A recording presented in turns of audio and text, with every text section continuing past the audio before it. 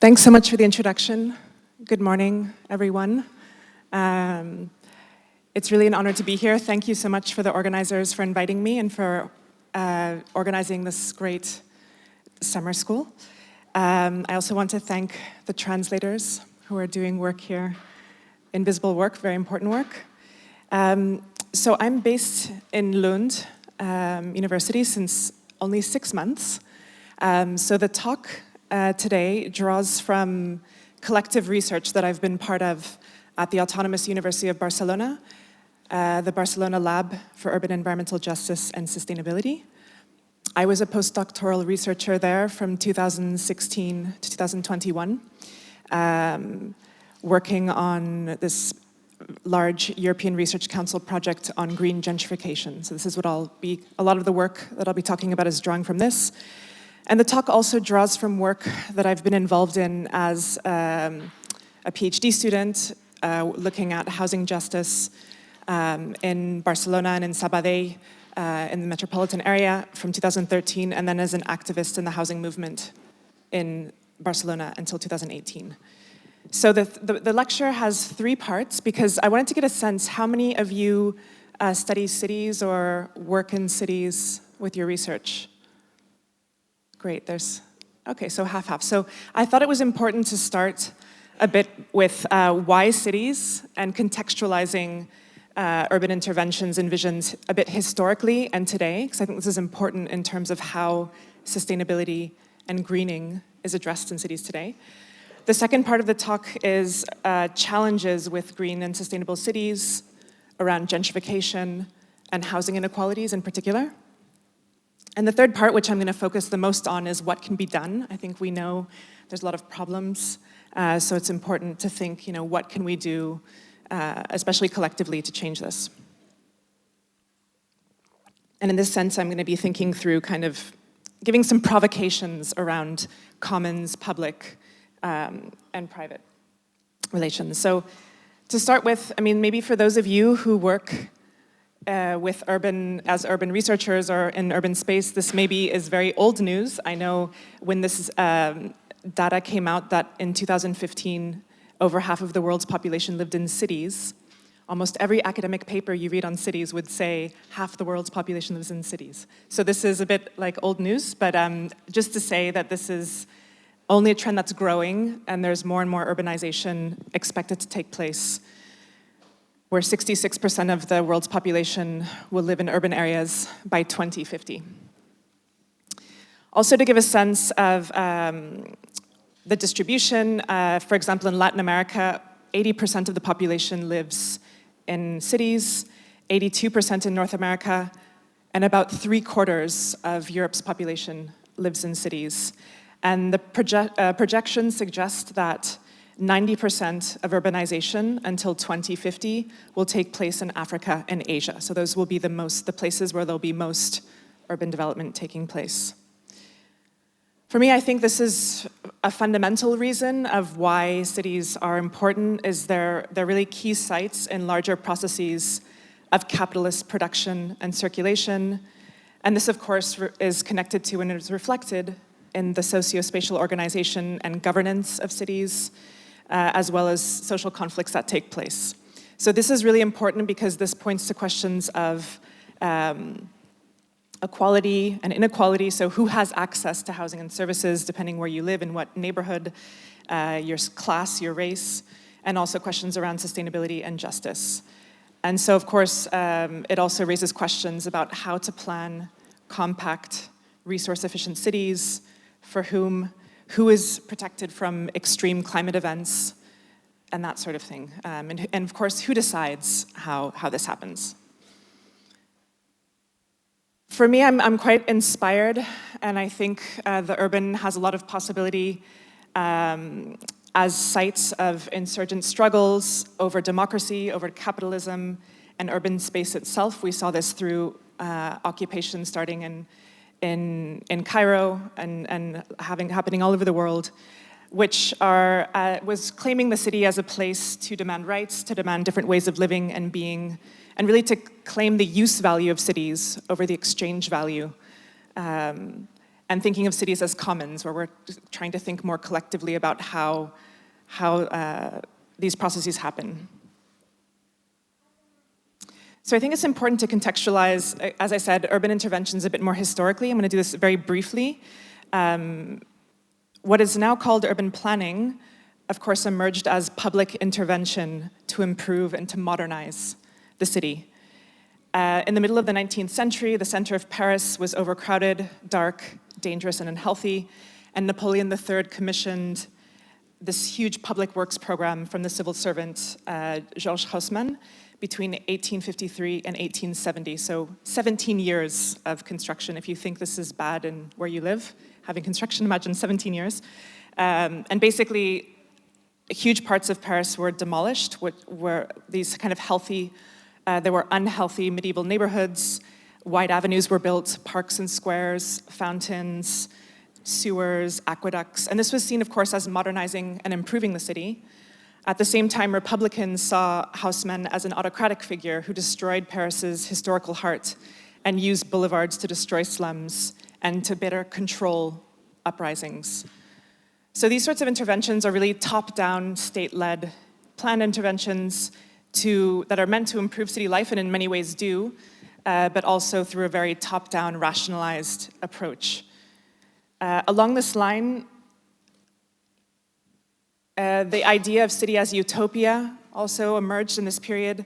So this movement, the City Beautiful movement, was a reform philosophy of North American architecture and urban planning that sought to beautify and to create monumental greatness in cities. So this, you might recognize, Chicago and Washington, D.C. were built, a lot of their sites, key sites were built along these principles. And the idea here was that if we beautify the city, we can produce a harmonious social order and increase the quality of life. So, of course, this was seen as kind of a moral and civic virtue, that if you lived in these spaces, you would then become that kind of a person. But of course, it also had an element of social engineering and social control, if we think about the way this was carried out. The last example, garden cities. Have you heard of garden cities? Maybe you've heard of this. In the 1900s, Ebenezer Howard wrote this book, Garden Cities of Tomorrow, in 1902. And he saw the cities as something evil and as an affront, like an attack on nature. And Howard proposed creating self-sufficient small towns, which you can see here kind of spread out, surrounded by green belts that have proportionate areas of residence, industry, and agriculture. So this was a utopian idea that urban planning could create more equitable, healthy, and productive communities. And actually, Howard had some really interesting ideas around land ownership that were never really implemented in his vision of garden cities. But in his original writings, he had some interesting visions around this. I think it's important to say that these kind of principles really influenced the design of colonial and post-colonial capitals during the early part of the 20th century. So for example, New Delhi, Quezon City in the Philippines, the suburbs in Cape Town. And I wanted to underline these sites, these kind of City Beautiful movement and garden cities. I think they're important because they focus on producing the city as an object. And the process of how it happens is completely absent, right? It's this kind of top-down vision that's imposed. And of course, this raises the question of whose voice is heard here and whose city is being imagined. And I think this is really important to contextualize the approaches to these kind of historic approaches to modernize the city and to create urban utopias because of the relation to a lot of visions that we have today that are very present about urban transformation and urban sustainability. So these are the kind of sustainable cities we often see put forward as the solutions to environmental crisis, to climate change. And of course, this comes from like a very much tabula rasa, so this look at space with no historical context of who's living there, what their practices are, and it's very much, and with no reference of what existed before.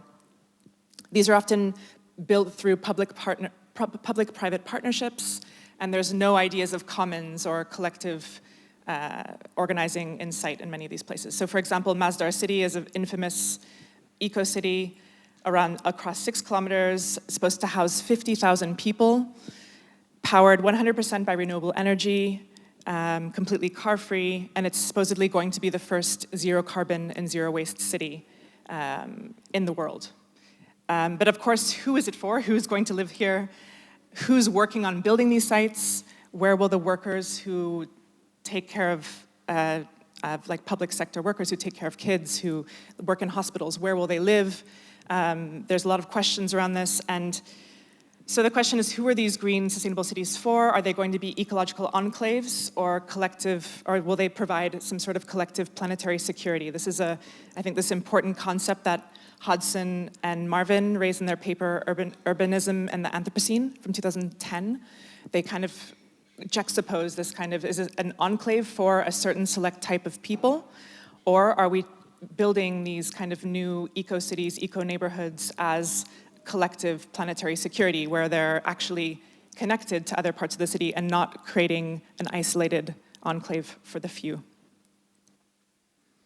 So the question of who green and sustainable cities are for is not just for cities planned from nowhere, but in the past two decades, I'm sure many of you have heard or seen more and more work on urban sustainability in the urban planning agenda. If you go on most cities' websites, you'll find plans, visions. These are just from Mexico City, from Singapore, and from Malmo, where I live now. And these aim to make cities greener and more livable, focusing on restoring green amenities, creating new green infrastructure, and sustainable transportation. They use a kind of smart growth rhetoric and look at density and compactness as a goal. This idea of a 15-minute city, you've probably heard of, is connected to this, and reducing urban sprawl. Climate change planning is also very much connected to this, focusing on mitigation and adaptation. This involves flood prevention, permeable green infrastructures, emission neutrality, and resilience to climate hazards. So this is a little bit like climate change planning is around involving and identifying different sources of carbon dioxide and using things like green roofs, green walls, sustainable urban drainage systems to capture water rather than have it run off, and to reduce urban heat islands. And of course, these interventions are good, and I think it's important to say we really, really need to improve cities and make them more green. The issue is that a lot of research that considers housing interventions in the context of these kind of urban climate adaptation and mitigation actions show how some urban populations are protected, where this ability to live in greener housing and a greener city is connected to income, education, and our race, while the vulnerability of low-income, racialized, and migrant urban residents is often made worse because they're excluded from these infrastructures. So I have a bunch of papers here that people have written on this. This great paper by Stefan Busarowski and his colleagues look at low-carbon gentrification in Gdańsk in Poland, and they see how low-carbon retrofits of housing have led to direct evictions and to pressures to move local people from affected districts. The paper by Jennifer Rice and colleagues is looking in Seattle, and with the plan to densify Seattle, which is very important, the kind of housing that's being built is more for upper income, creative class, who actually, because of their affluence, even though they live in more low carbon housing, have a higher carbon footprint than people who had been living there before. So a lot of studies show that this access to the benefits of green infrastructures is not equal. This is one of many papers that are out there looking at South Africa, finding that parks occur in neighborhoods with 82% higher income than those without parks.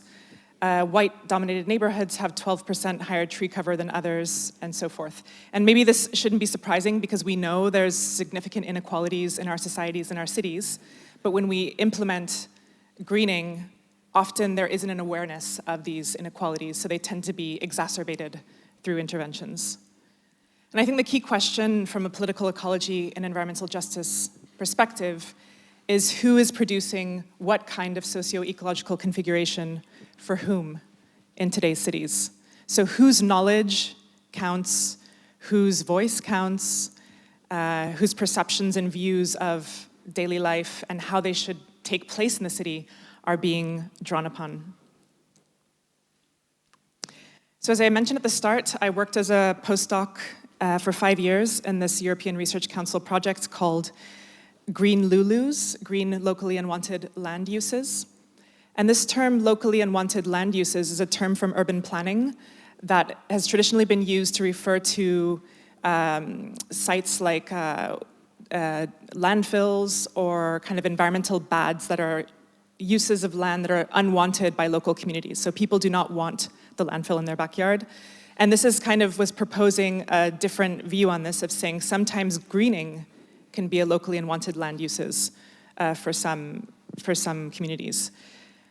So this was a 5-year project we're a team of 8 people, so it was a massive undertaking, looking at 28 cities in Western Europe, Canada, and the United States, and we did spatial analysis of these cities with quantitative data to understand the relationship between the creation of new green space and socio-economic change of populations living around these spaces. So using like very small census tract data. We wanted to do it in Eastern Europe, but the small census tract data was not available for us to do that analysis. And then we did qualitative research in 21 of those 28 cities. And this was the hypothesis we were testing through this project, that green amenities can create conditions for the socio-spatial exclusion and invisibilization of the most socially and racially vulnerable residents, their livelihoods and practices, and that sometimes parks, greenways, or climate-proofing infrastructure can be green LULUs, so green locally unwanted land uses, in racially mixed and low-income neighborhoods. So the idea with this project was to build on some emerging research on this idea of ecological or environmental gentrification. This was one of the first publications that came out about this topic from Sarah Dooling, who talked about this in the context of Seattle, and she was looking at homeless populations and green spaces and how questioning notions of homelessness, and public greening, because there were basically evicting homeless people who were living in green spaces. So this was where the idea originally came from, thinking around questions of nature and justice, building on David Harvey's work. So she defined ecological gentrification as the implementation of an environmental planning agenda related to public green spaces that leads to the displacement or exclusion of the most economically vulnerable population while espousing an environmental ethic. Also, this really great volume called Green Gentrification from Golden Lewis, 2012, underlined that wealthier groups are able to purchase high-quality homes and reap the benefits from environmental goods and amenities while shifting environmental burdens to the most marginalized neighborhoods. So basically, as a concept, green gentrification considers urban environmental transformations and improvements and how they're intertwined with inequality formation and reformation and processes of gentrification. Is anyone familiar with this case? This is maybe one of the most emblematic cases of green gentrification, the High Line in New York City. So this is a former railway line, which used to be like this photo on the bottom left. And there was a group that came together and proposed turning it into a green promenade. And you can see if you've been there, it's lovely to walk along. The issue is that all the shops and everything around there is extremely expensive. There's also, just south of the High Line, a large African-American community that lives in public housing. And for example, they don't feel comfortable being in this space, which it tends to be. It's a lot more consumption-oriented and exclusive to people who are not of a certain class or of a certain race. And for example, this building, Zaha Hadid, who you might have heard of, a famous architect, built this building. The apartments cost millions, so accessing housing along there is, unless you're extremely wealthy or an investor, is pretty much impossible. Another example from Medellin, Colombia, from one of my colleagues, Isabel, who led the ERC project. So in Medellin, there was a circular park implemented, which was part of a larger Greenbelt project. And this was a 74 square kilometer corridor around the city to contain growth and protect residents and infrastructure against landslides. And her and the colleagues that wrote this talk about how this created a landscape of pleasure and privilege. So basically, middle and upper classes were able to benefit as the livelihood territories of low-income, indigenous, and self-built housing residents were grabbed for nature conservation and elite and exclusive land uses, leading to these residents' physical, social, and ecological displacement. So in this paper that I led with the team, we were looking specifically at real estate developers, and in this paper we're looking at how real estate developers enclose and privatize access to green space, building from 42 interviews with real estate developers in 15 American, Western European, and Canadian cities. So we wanted to understand, how do developers relate to urban greening? And from this analysis, we proposed this term, urban green grabbing, building from Fairhead et al. 2012's idea of green grabbing as a concept.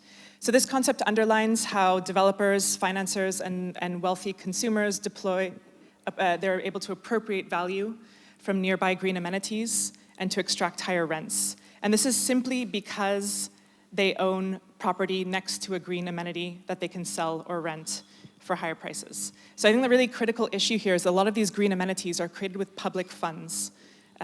So there's in essence a kind of an enclosure of the public or the commonwealth of the city.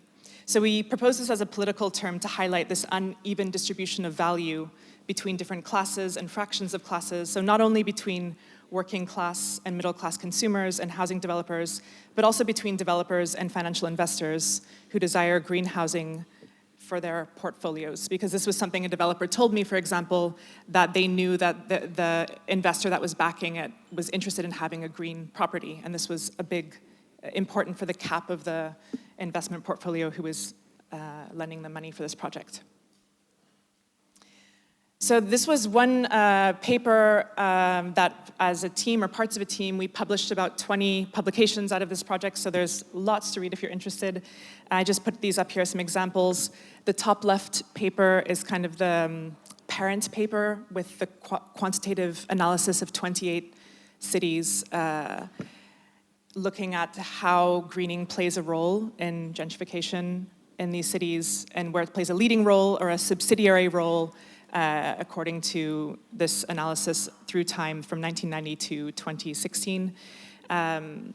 In the middle of this paper, they didn't see it coming. This is a colleague of mine, Galia Chakri, who did her PhD research in Philadelphia, and she was looking at the implementation of climate proofing of sustainable urban drainage systems in different parts of Philadelphia and seeing the change in terms of race and class through time and whose vulnerability, basically that African-American people were being pushed out of these areas that were becoming more climate-proofed to more peripheral parts of Philadelphia. And the last paper on the bottom left is more of a theoretical paper, so we have kind of the more empirical, more theoretical work, and this book is of the qualitative research in the 21 cities. So this is more narrating this experience of the cities that we learned about when we were doing research, where we did about over 400 interviews in all of these cities with people from the public sector, with real estate developers, as I mentioned before, with community organizations and residents. I also wanted to underline that with this project, we tried to also do more public facing material, not just academic, which I think is extremely important with all research.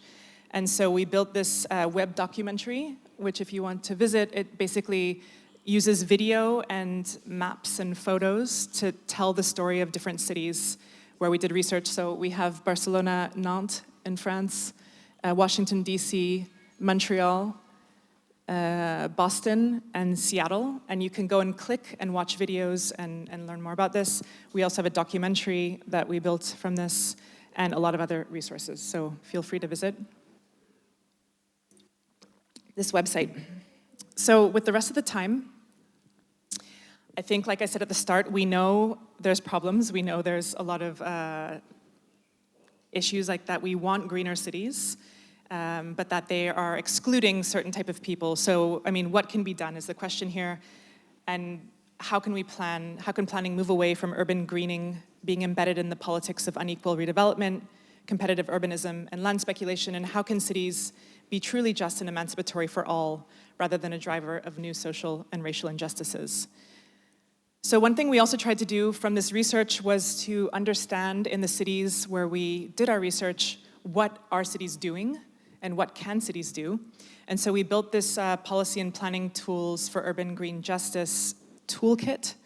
And the idea is to we share 50 different tools, 30 of them on anti-gentrification and anti-displacement, and 20 tools about improved open green amenities.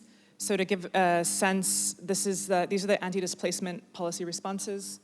So some of the land use tools, you might have heard of some of them. Some of them are more, come from an American context, so the zoning is more from that. Regulating tourist or short-term rentals. Someone asked me about this in Barcelona the other day, and I have a lot to say on that. Moratorium on new businesses, hotels, or other hospitality industry permits. Community land trusts, which you might have heard of. And then obligations on developers, so obliging developers to include affordable units in their developments, density bonuses, and then a series of financial schemes you can see on the top right. And some aimed at homeowners, aimed at renters, and also community-focused financial schemes. And all of these have examples. You can read it. It's meant to be very user-friendly, so it's a short description of what is the tool and how has it been applied by a city. These are tools around equitable green development. So again, the same, you can see again, developer requirements are here again, and some financial schemes.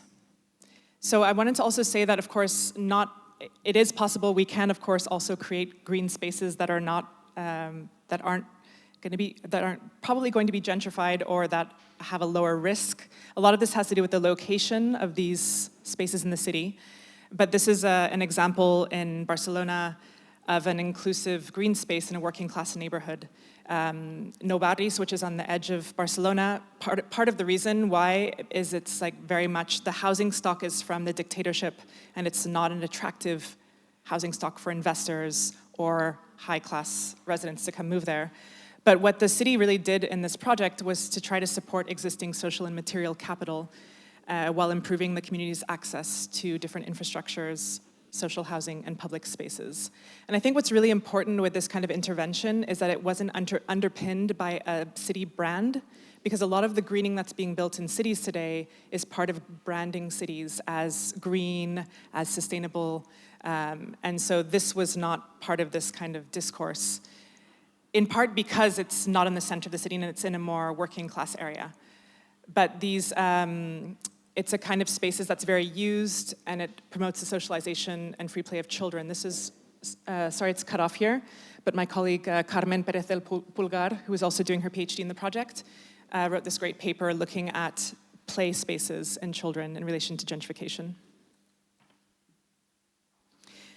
I mean, I talk about these policy tools, and I think they're important, but I think one of the major issues in cities is this ongoing and major housing crisis, which is having a huge impact on everyday life and survival.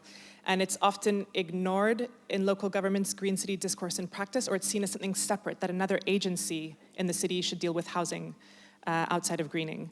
And so there's dozens of studies. I'm a geographer and I work on housing, but there's tons of studies from housing studies, political economy, geography that have shown how housing insecurity and injustices have been generated because housing is increasingly become a financial asset, which is called the financialization of housing.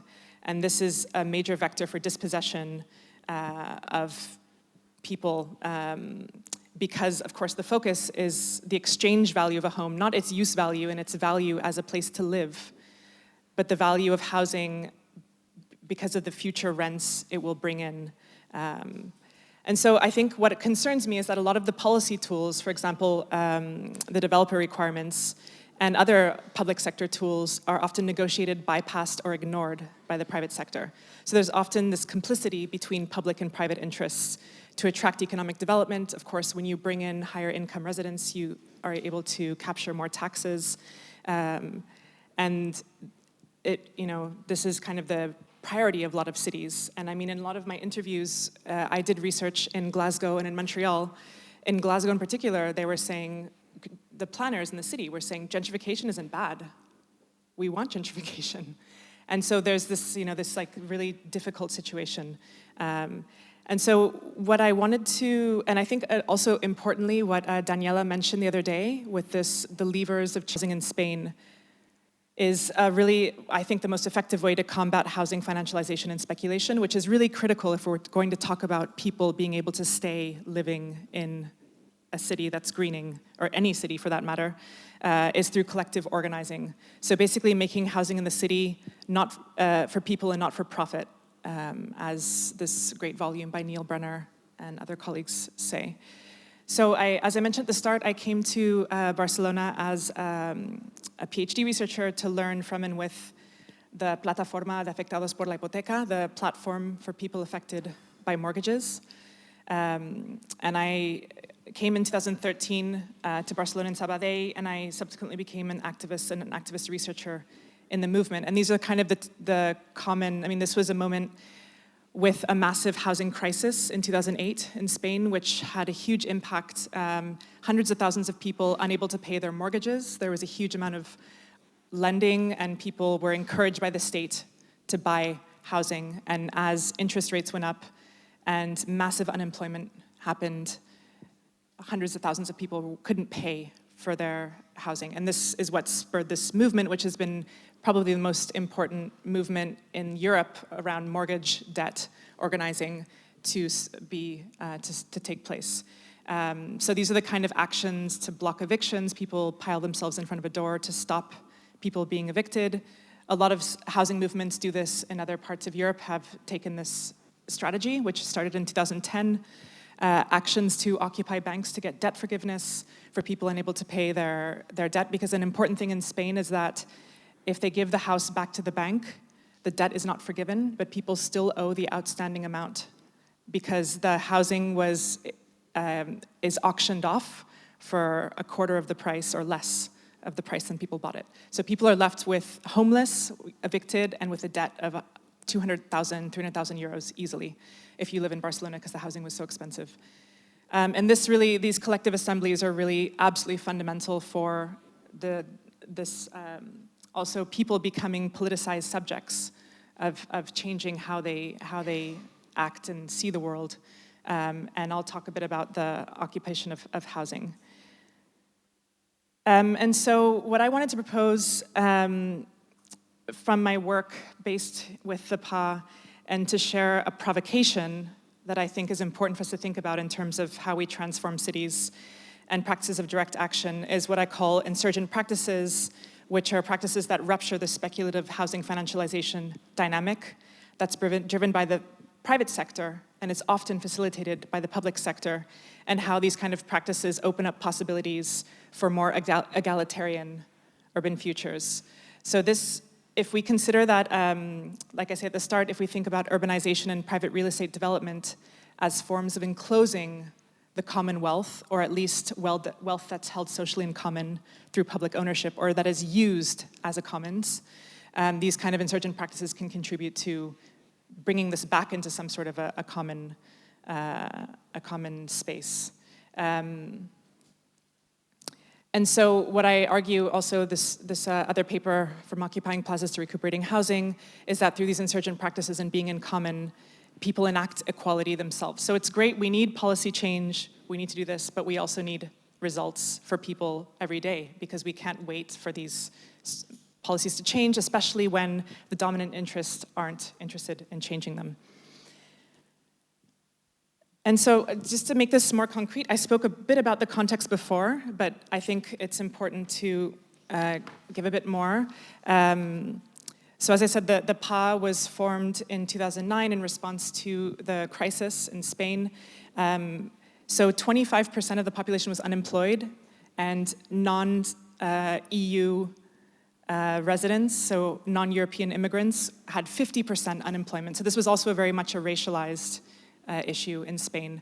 And so as interest rates went up and people lost their jobs, they couldn't pay. And a very important note is that Spain is a strong homeowner society. So by 2007, about 82% of the population owned a home. And rent in cities like Barcelona and Madrid, about 30% of the population is a renter. But it's very much, from the dictatorship, has been built as a homeowner society. So the movement that expanded across Spain with the 2011 plaza occupations had these three demands. First, to stop all the evictions from households' main home. Two, to change Spain's mortgage law, so to cancel debt, outstanding debt, in exchange for the house during foreclosure, and to implement this retroactively so that people who are already foreclosed could access this as well. And the last demand was to transform bank-owned empty housing into social housing. And so again, with the first demand, the state didn't stop evictions. And this is a big issue in Barcelona. I mean, with the Barcelona en Comú government, who part of that government came from this movement. Ada Colau was the mayor, she was one of the founders of the movement. This was a huge issue because before in the elections they said, we're gonna stop all evictions, we're gonna do all these things. And then when they got to power, there were still 5 to 6 evictions every single day. So this was, this is, I think, important to say that people, they didn't wait for the state to stop the evictions, people went and did it themselves. And this is the same, the third demand, to transform all this bank-owned empty housing into social housing. The state didn't do this, so people started to squat from the movement to squat this housing because they had been evicted, they had no place to live, and this should be public housing because it's been paid with public funds. So just a bit of context, I think, to really understand I think I wanted to talk about this because I think this last logic of making these demands that were very much supported by the public, but the state didn't do anything in a moment of severe crisis, when there had been 63 billion euros in Spanish and European funds poured into the banking system to rescue the entire financial system. I mean, all of the outside of this circle, these were the savings banks that used to exist in Spain, and now there's about 8 banks that exist. And all of this was the public money that was put into the system and rescuing the system. With basically saving the private sector and not the people, as the movement said. And so what happened, because of course, a lot of these entities on the outside, the reason why they went bankrupt is they overlent to developers, they had a lot of outstanding mortgage debt, but they had a lot of empty homes that were unsold or people had been evicted from that they owned after repossession. So what happened to these empty homes from people that defaulted on their mortgage, from evicted household and developers? Basically, there was the creation of this, the two things happened. They were either transferred to the Sareb, to the bad bank, to an asset management company. So these are companies that exist whenever there's a real estate crisis. In Ireland, there is a NAMA. They're used all over. The idea is to isolate toxic assets, supposedly after a real estate crisis, so that banks have a positive balance sheet and can keep lending. The issue is that this bad bank is 45% publicly owned, but they were not acting in public interest.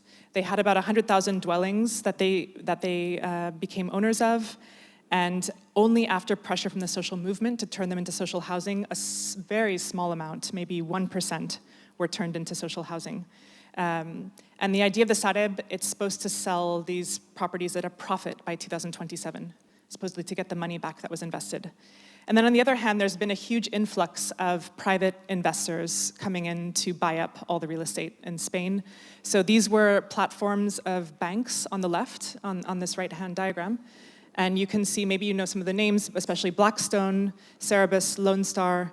These companies came and bought up the platforms of banks, and they're using new legislation to rent property with 0 taxes. So the state basically wanted to renew the real estate sector's movement, and so this is what was happening. So then, what was the response from the movement? Since the state is actually facilitating another round of capital accumulation through housing, the idea is to squat these housing, and this was a campaign started in 2011 called Obra Social, social work. And it basically enacts the right to housing by focusing on occupations of either individual apartments or of entire buildings of empty housing that's owned by financial entities and the Sareb, the bad bank. So these occupations serve an immediate social need. Like I said, people who have no other housing alternatives, and have rehoused about 3,500 people in around 55 collective building occupations and hundreds of individual projects. So the idea is, again, the state doesn't give us the housing that should be public, so we make it public, or common, you could say as well. And it's enacting the social function of housing with the ultimate goal to get social rent from the state to get some stability for households. This was also expanded through a campaign, La Sareb es Nuestra, the Sareb is ours, so saying this is a public, 45% public agency, it should be for the public. And it was encouraging, I was part of this campaign, mapping all the properties owned by the bad bank and encouraging people to squat them with the help of the movement. Last year, I wrote this paper with colleague Sergio Ruiz Cayuela, and we thought about this experience. Actually, this is Bloc La Bordeta. Yesterday, Anais spoke about the La Bordeta energy community, so it's the same area, actually. And this is a housing block that was squatted in 2015 that I've been involved with for on and off as an activist since then. And we use this case to kind of think through commoning networks of social reproduction as a way to challenge neoliberal urbanization processes and to build post-capitalist alternatives. So in this paper, we're asking, how can complex networks of emancipatory reproductive commons subsist and expand in urban environments? And what challenges do they face? Because we're not naive, and this has been a lot of conflicts with people living in the building. It's not easy at all. So we try to focus in this paper on the internal practices of everyday commoning that sustain this squat, and the interactions and interdependencies with the organizations in the neighborhood. So we kind of build on this idea of commons ecologies from Massimo De Angelis. And I know, sorry to focus so much on housing here and housing activism, but I felt like this is a really important counterpoint to think, when we think about greening, when we think about the city and direct action also, and we can kind of think in parallel to energy systems, to climate, to the environment, and how can we think through these kind of processes and ways to actually claim spaces for people who need it through direct action. So I'm just gonna close with kind of 3 thoughts before opening up for questions. Connecting back to the green city and just urban transitions, and 2 of these cases are grounded in Barcelona, and 1 is a broader urban reflection. So I think first I wanted to reflect on this question of scale, ownership, and inclusion. If we're thinking about commons in relation to housing, the first step is the importance of decommodifying housing and shifting social relations of ownership. So in Catalonia, there's been a really amazing movement. I mean, in the past 10 years, it's very small, but this idea of cooperatives, if you look at this map, this is Catalonia on the top left and Barcelona on the right. 10 years ago, this map was empty. There were no housing cooperatives at all existing in Catalonia. And so this has been really an important movement to try to think of property differently and to think about collective access to property. It's difficult. Yesterday we talked about energy communities being exclusive in terms of the money capital you have to put in and the time, and this is very true with housing co-ops, so not to romanticize, but there's a lot of thinking about how to make it more inclusive. One of the organizations called La Dinamo, which is an umbrella organization that helps housing co-ops get started, they're thinking about how squatted bank-owned housing can be turned into cooperative housing. So this is, I think, a really important element that I wanted to bring here, is that if we're thinking about property relations, scale, and who can participate in shaping housing structures, it's really fundamental if we want to think about just transitions and a just and inclusive city. And this also connects to the point yesterday that came up a few times about housing retrofits. I've been doing research a lot on housing retrofits in Spain, and this question of property ownership is, and who can access these retrofits is a huge issue that needs to be tackled as well. So second, especially since 2016, housing struggles have been growing with tenants in more and more cities globally as rents increase. So tenant organizing through tenant unions to secure more housing justice in green cities is really fundamental. This is in Barcelona, this is Casa Orsola. This is located on this green axis, the Superilla idea that Barcelona implemented. They decided, instead of using creating super blocks that are 6x6 streets closed off in the middle for pedestrians and green space. They decided to create green access across the city. And this is a street they've turned into a green access. And this building here, Casa Orsola, was bought by a private investor who is trying to evict all the tenants. And the rents now are about 700, 800 euros a month. And they're trying to raise the rents to 1,500 euros a month. And a huge element is that it's on this green access, which has pacified the street. It's made it an extremely wonderful street to be on.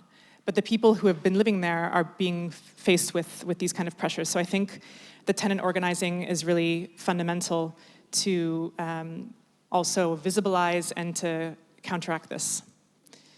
And finally, rather than focusing on extraordinary or trendy green urban interventions, which is a big draw to many cities, I think it's really critical to have working class and racialized residents proposing the green neighborhoods that they need for their daily life. So this was from research that I was doing in Montreal, this working class neighborhood in Saint-Henri. A local community organizer explained to me that the district implemented this green street called a Wannerhof. They actually named it a Wannerhof in Dutch, which people didn't know what this was. It was like a fancy name that the city decided to put on the street. And people were saying, oh my God, the district spent $1.5 million on that green street, and our schoolyard looks like a prison yard. What the hell is going on? And so as a way to counteract and build the green neighborhood they need, a coalition of over 20 community-based groups came together through Solidarité Saint-Henri and created this popular development plan, which is here. And they basically proposed what greening they need in their neighborhood, from a school ground, swings for kids, social housing, rather than this kind of green alley, which has exercise equipment that people are not using. Thank you so much for your attention. I'm going to stop here, and I look forward to your questions and discussion. Thank you.